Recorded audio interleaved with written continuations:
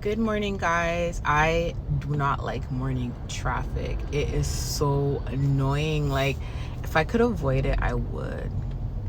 Anyways, I have a good amount of words for you guys today. So you may see about like 4 or 5 videos on your timeline today. They're actually really good, but some of you guys are gonna be like, but this is gonna be a test of your heart though, okay?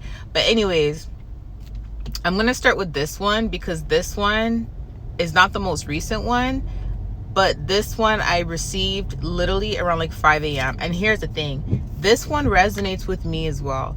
And God was showing me something pertaining to my situation. But he told me to post it because this is the same scenario for some of you guys, okay?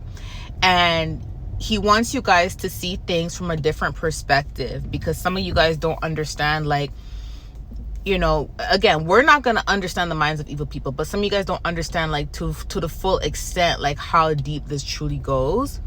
And if a lot of you guys or some of you guys are going through what I'm going through pertaining to like being attacked or afflicted with black magic and it being the same person or same people for a specific period of time, for a lengthy period of time, chances are the reason why there's many others who are involved, it's not just because they want to hurt you. Some of them, yes, they're getting paid for it, but there's some who are participating because they feel like they have no choice. And I know you're going to be like, what? They do have a choice. I'm going to share what God shared with me and what God showed me, because some of you guys, this is your scenario. Again, God actually told me to share this with you guys, okay? Because maybe not everybody, but there'll be like maybe like 5 people may watch this and this is exactly their situation, okay? So I had this really crazy dream within a dream. So this was very prophetic and God was revealing a secret to me. And in this really prophetic dream, I was in a living room, and this was the living room of one of the people that has been afflicting me my whole life, okay? This is a close family member. So I was in this living room, and one of the other people that were assisting this person that was afflicting me came downstairs and saw me in the living room. And this person was like, what are you doing here, etc., etc. And I was really angry at this person because I was mad at the fact that they were helping this particular person afflict me. So I was saying to this person, why are you helping them? What did I ever do to you? I've done absolutely nothing to you. And this person that was assisting them, this person started to break down crying. They broke down crying, okay? Then a woman entered my dream. I don't know who this woman is. Definitely this is someone from my channel. This is like a minister. Like this is a minister. Like this is a deliverance pastor, deliverance apostle, deliverance prophet. Someone that watches my channel entered in my dream, and this was a female. But this female operates through deliverance. I've never seen this woman before.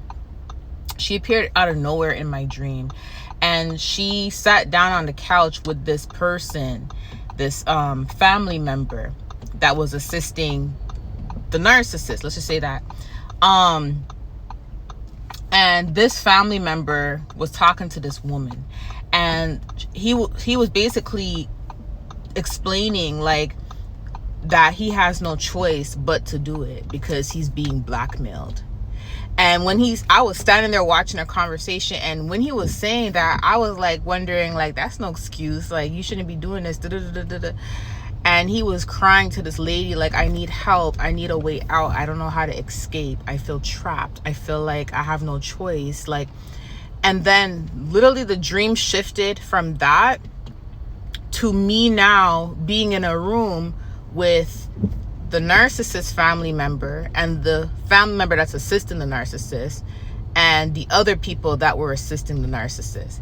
And the narcissist was standing up and she was giving everybody instructions, and the narcissist was like, oh, well, you have to do this, you have to do that. And the guy was like, I don't want to do this. I just want peace in my life. Like, you know, I don't want to go through none of this, etc., etc. And then the narcissist family member was like, well, if you don't do this, this is what's going to end up happening to you. And instantly, God showed me, I started to see a vision of me in the hospital, not in my right mind, like jittery, not being able to speak properly, the spirit holding my tongue, my chest. And mind you, this actually happened to me, okay? So God was bringing me back to a flashback. And then God was bringing me to a flashback of one of my children who was also afflicted, to where now, they were not able to speak. So now they're starting to talk, but they were afflicted to where they were unable to speak, and they were kind of trapped. And my son, one of my sons who has autism, like, God already revealed to me that this particular family member afflicted him since he was in my womb, like even when he was born. And so God brought me to these flashbacks.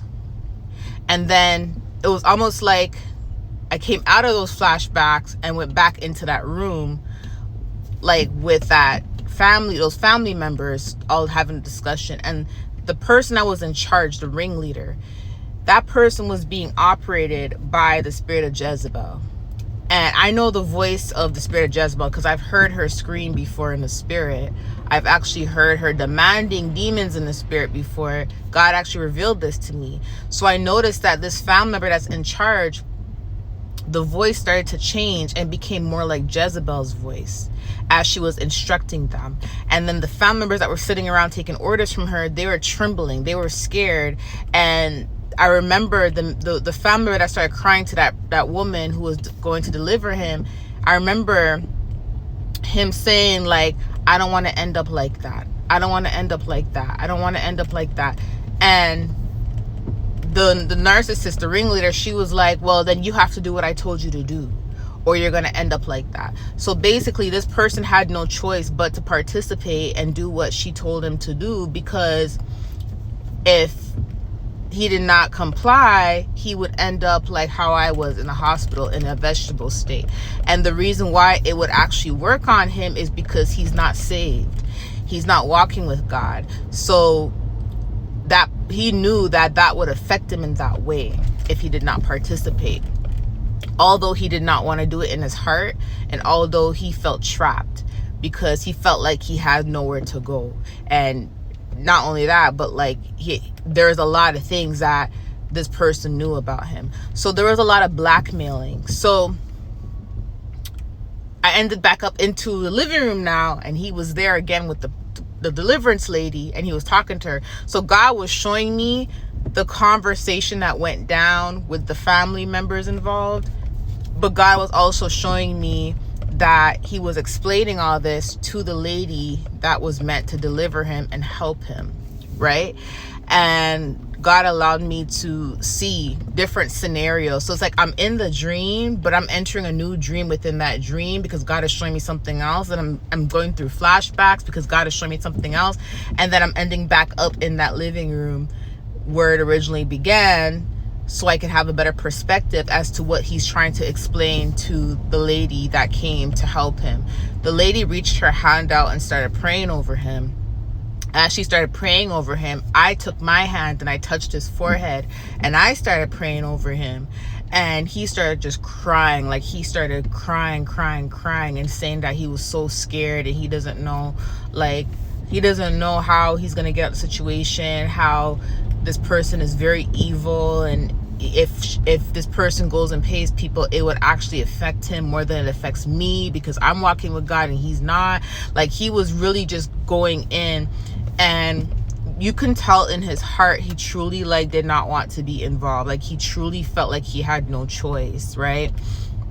So after I woke up, because I woke up after that, the Lord was showing me. The Lord said, do you see now? I'm like, yeah. And then the Lord told me to share, and he said some people are being blackmailed into attacking many of us, and everyone's case that's going through this is different. So for some of you guys, there may be people that are being blackmailed because the person that's attacking you may have information on them, and they feel like they have no choice because if they don't do what they told them to do, the information may come out about them, like, you know. And some people, they're afraid to go through the attacks that we go through, so they feel like they have to participate because the people doing it may afflict them, and because they're not walking with God, they're not protected, they're not. And also remember that not everybody is walking with God. So, and remember this too, you know, when people decide to give their life to God, we always want them to give their life to God because they want to know God, because they want to love God, because they want to take this walk seriously. We don't want anyone to give their life to God because they want to be freed from a spiritual attack, but they're still living this life with no relationship with God. They're still living this life with no connection to God. They only got saved because they don't want to be attacked. Like, that shouldn't be the reason why someone gets to know God. So, you know, like, that's probably why most people, like, not most, but some people, that's probably why, like, they're so afraid, because it's like, you know, they know that if what's done to us is done to them, it's gonna affect them a lot worse, because they're not even walking with God. Versus like us, like, we're walking with God, we're covered. So even no matter how much people they pay, no matter how much spells they do, it won't affect us. Like, you know, it won't touch us. It won't even come near us. The most we'll feel is we'll feel uncomfortable, and we'll get that alert. Like, we'll get that alert and feel like little afflictions here and there, like headaches or nausea, just to let us know that something is done. Because when you're sensitive in the spirit, you'll know something's being done, because you're sensitive to feel something's being done. But it doesn't ever, you know, it doesn't ever affect us fully. You know what I mean? Because we're covered. And when it affected me fully, I wasn't walking with God wholeheartedly. Like, I was not on the right path or anything like that. So when it affected me fully, it couldn't kill me, but I felt the full effects, as in like my tongue being snatched, my tongue being held, as in like my chest flaming up on fire, as in like me not having control over my mind, my thoughts, and not even being able, you get what I'm saying? Like, I felt the full effects. And you're literally almost like vegetable state, to where like you would have to stay in a mental hospital, or you would have to stay in a hospital, or you would probably end up in a home.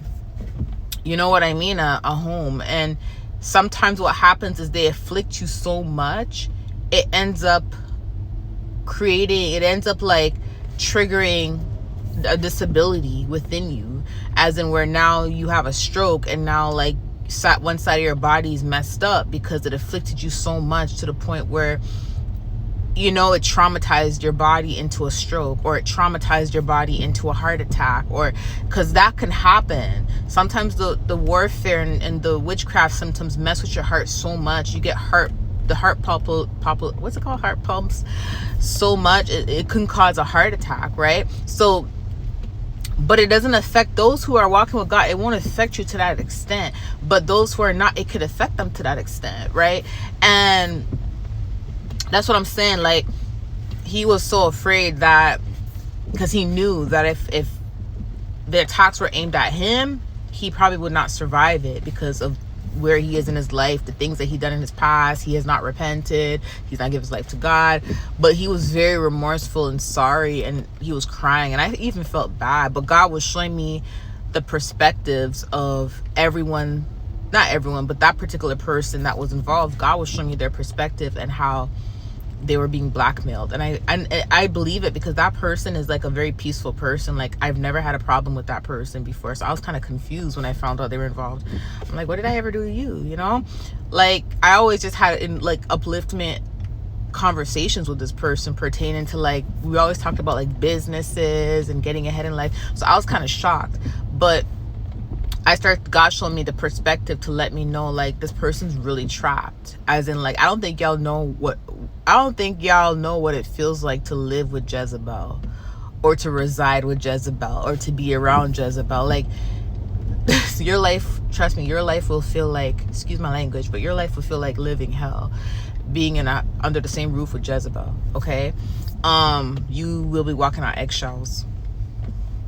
So when God showed me that, it gave me a different perspective and about the whole situation, and it really just pushed me to want to pray for those who are being forced to do this outside of their will because of blackmail. So some of you guys may be like, oh, that's still no excuse. I totally get it. But can I tell you something? And I'm going to say this again. When God is advocating on behalf of someone, there's a reason for it. God is not going to advocate on behalf of anybody if they're still wanting to do wicked, or if wickedness is truly within their heart. He's not going to advocate for that person.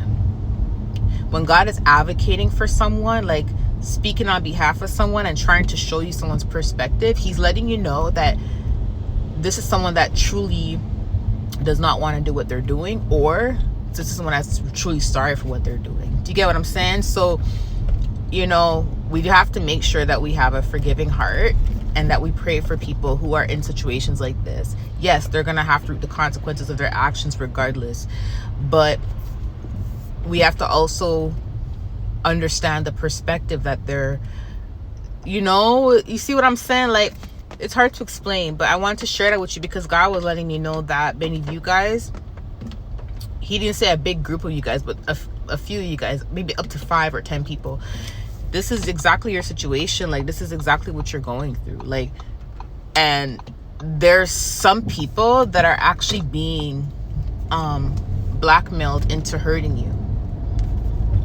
and they're scared because the person that's doing this has a lot of control over them, and the person that's doing this may have information on them, or the person that's doing this may end up attacking them, and they're not as covered as we are. So it will really hit them if they do it to them. So there's a lot of fear. Okay, so I want to share this for whoever resonates with this, because God said some of you guys are gonna resonate with this, because this is for you guys as well. I have some more words, but I'm gonna share them later. Okay, love you guys. Bye.